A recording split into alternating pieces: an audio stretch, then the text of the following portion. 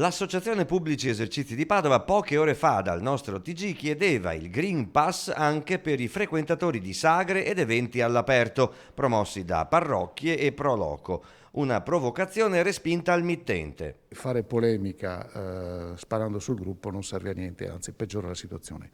Molto spesso, anzi quasi sicuramente nella maggior parte dei casi, le nostre manifestazioni sono a favore proprio degli operatori del settore. Le sagre e gli eventi delle Pro Loco padovane sono sicuri, afferma il presidente. Perché sono fatte da volontari che sono assolutamente responsabili, hanno anche loro figli, mogli, fratelli e quindi tutti noi siamo attenti che questo possa garantire la sicurezza a ciascuno che viene alle nostre manifestazioni.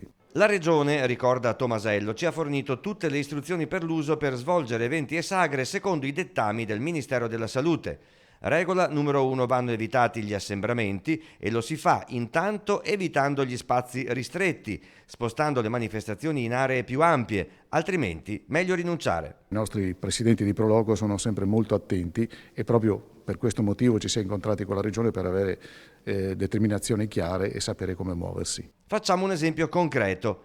Quando uno stand gastronomico o baraccon è sufficientemente arieggiato. Le persone devono sedersi, possono muoversi, quello che è importante è che gli spazi siano ampi. Altro esempio, sulla questione dei capannoni coperti che normalmente vengono utilizzati per ovviamente salvaguardare in caso di maltempo. Anche in questo caso, se la norma dice se ci sono almeno il 50% dei lati che sono aperti, quindi arieggiato, è come se fossero all'aperto.